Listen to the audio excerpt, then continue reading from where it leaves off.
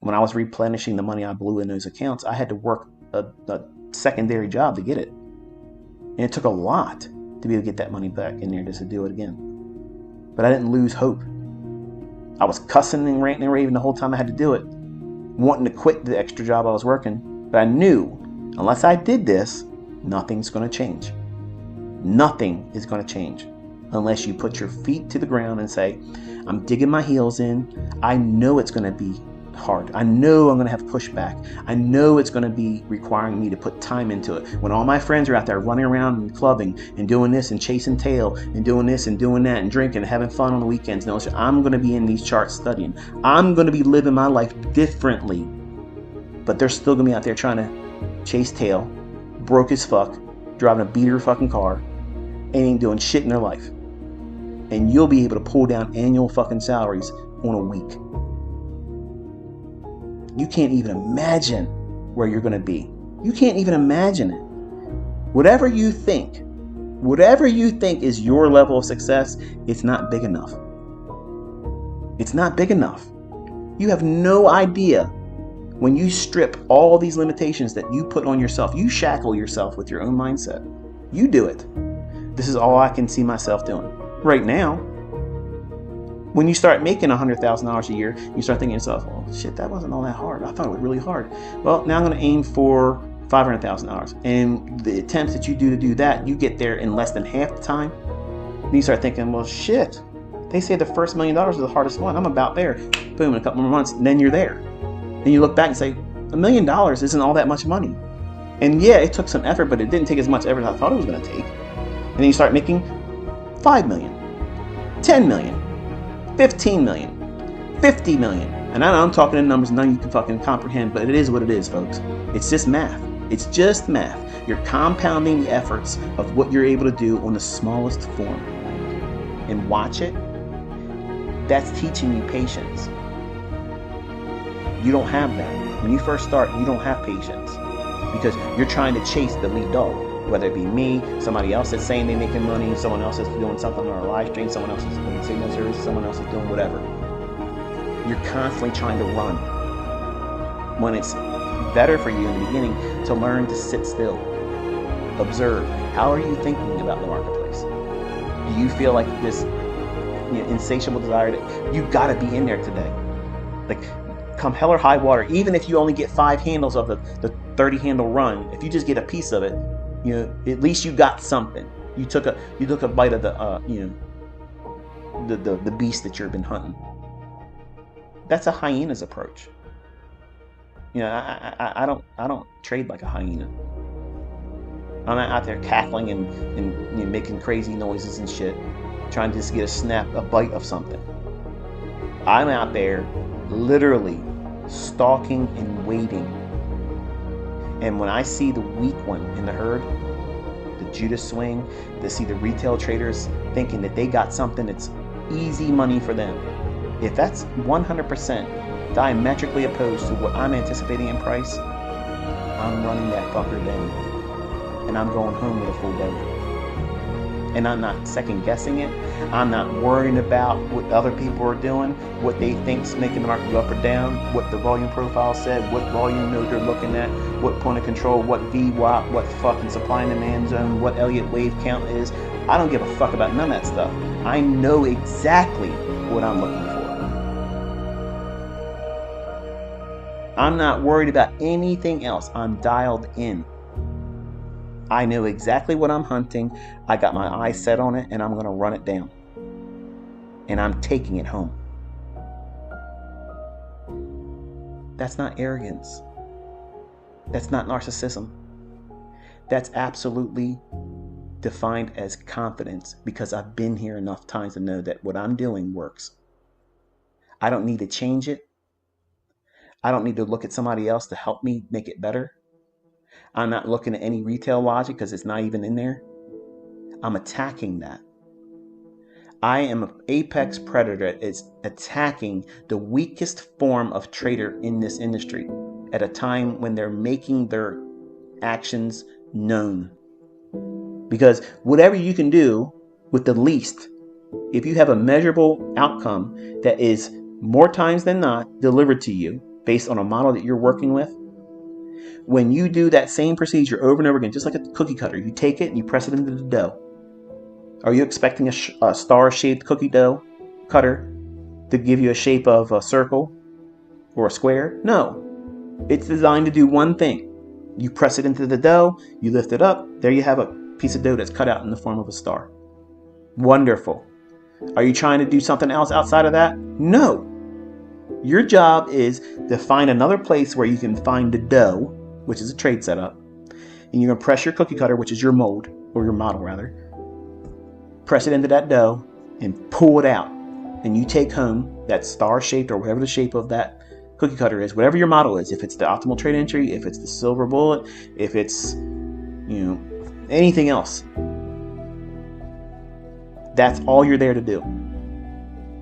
And demanding it does anything more than that is foolishness.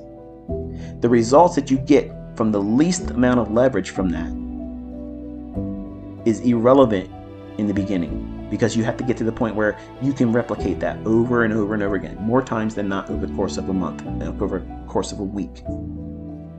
And taking that sample set and saying, okay, I have done this for a week, and this is the many transactions I've taken. This is how many that were profitable. This is how many times that were not profitable. This is how much I was able to yield as a net return. Over time, it'll become easier to do it. That's the goal. And you want it to be boring. You know, on Wednesday morning of next week, you're going to go out there and you're going to find 10 handles in S&P. You know you're going to find 30 handles in the NASDAQ. I know that. I absolutely fucking know I'm going to do that. I know I'm going to be able to do that. I can do that. I know tonight when I lay my head down that my thought is not going to be swirling around. Am I going to be able to trade next week? Am I going to be able to pull anything off? Am I going to be able to find a setup? It's a given. It's absolutely given. I'm not worried about that. That is confidence that you cannot appreciate until you have it. And most traders don't have it. Even if they are profitable, they still say that the market's random. It is random if you're believing the bullshit you're trying to trade off of. All these things that you're subscribing to as a religion. Elliott wave, Wyckoff, it's this, it's jumping the creek, it's this, this wave count. Man, if I had a trade like that, I would not be able to sleep at night. That's too many variables where I'm trading on constants. I know where the liquidity is.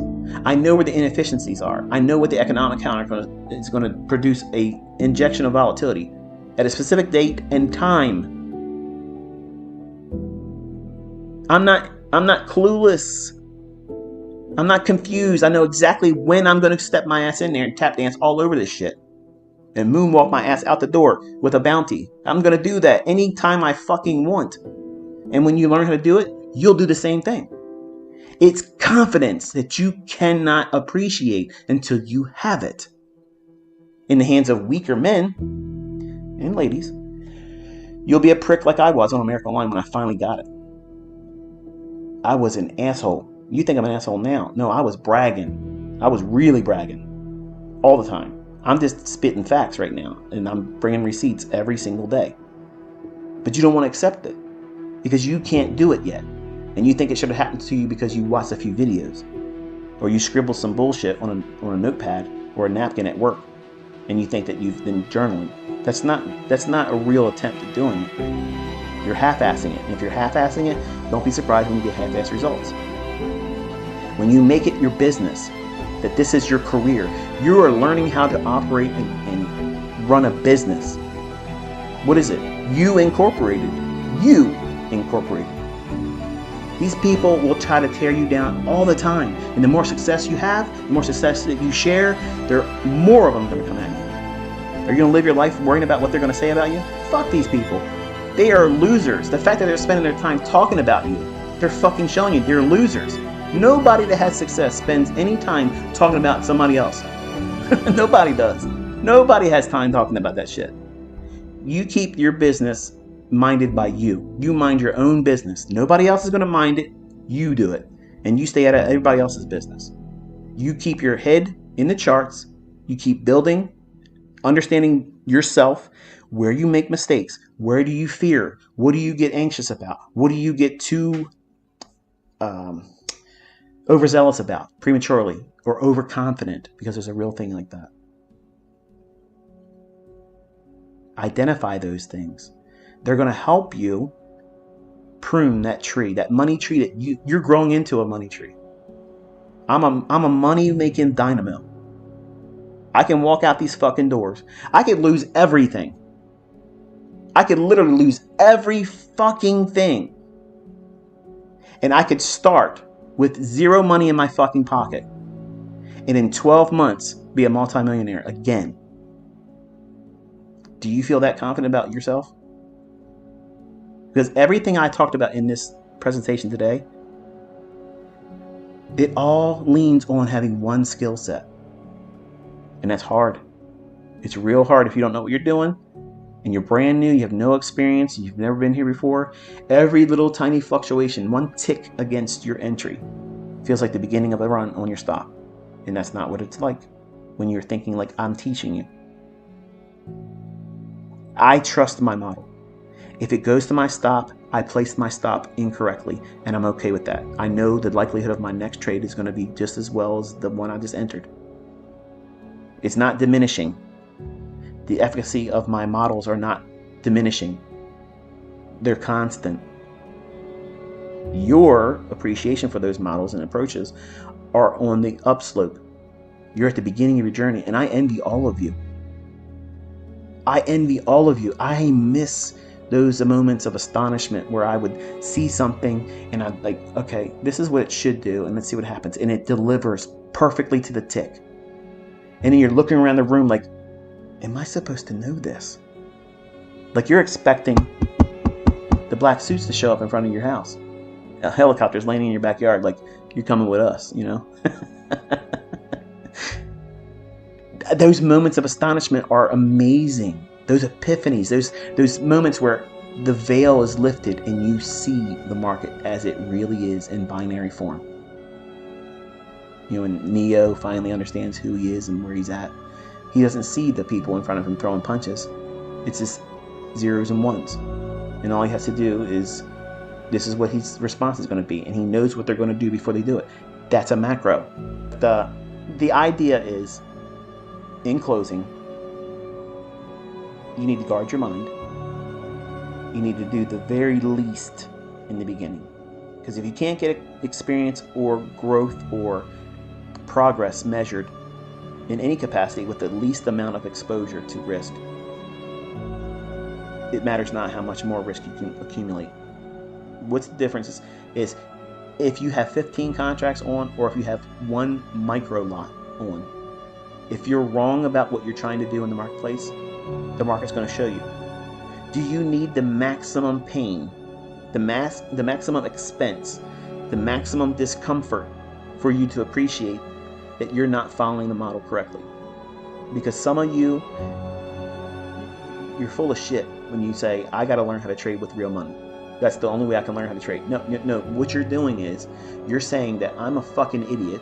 Please beat me over the head with a stupid stick because I don't know enough to know that I can do this without any harm to myself, without any financial risk, without any kind of hardships that's going to cause me to second guess my own ability because of the fear of being wrong associated with money. That's the reality. Books aren't going to teach you that way. Mentors aren't going to teach you that way.